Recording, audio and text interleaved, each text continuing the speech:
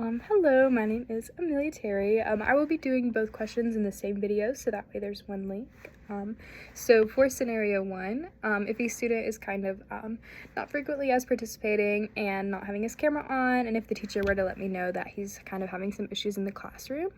I think I've kind of dealt with this in a lot of different ways, just based off of tutoring at the Boys and Girls Club that I used to work at, which I've noted, as well as I've tutored on campus before, so a lot of the faculty's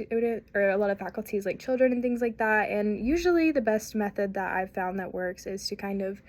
engage with them in the things that they're most interested in. So I would probably start in terms of this situation by talking to the student, maybe like in chat first, and just kind of see like if there's anything that they want to share, or if they might just not really like school, but maybe they like sports or something like that, and then figuring out kind of how I could incorporate that into the way that I'm teaching them. So if it was math, it would be pretty easy to kind of explain in terms of basketball or whatever they might be thinking about how algebra might play a role in that. So that would definitely be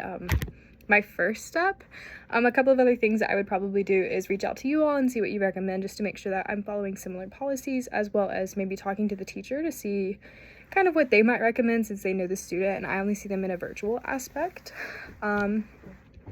Yeah, and just kind of like giving the voice back to the student. I feel like a lot of students these days kind of feel like they don't have power, and from what I've noticed from when I worked with kids, it's been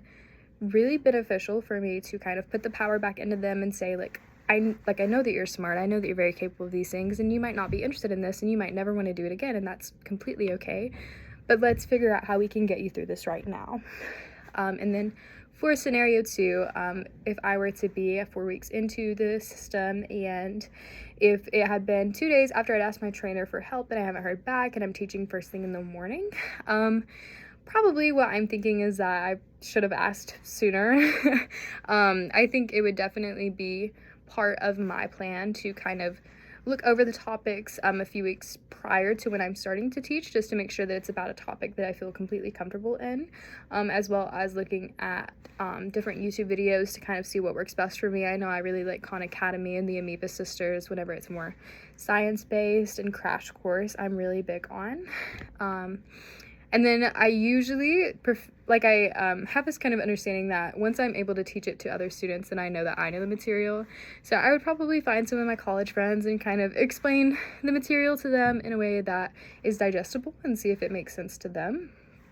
And what I would do differently in the future is, again, check first and just kind of start that process sooner, and maybe kind of see how much time I should give my supervisor. Just kind of say, like, if there were to be an important question or something, like, what is the best method to contact you?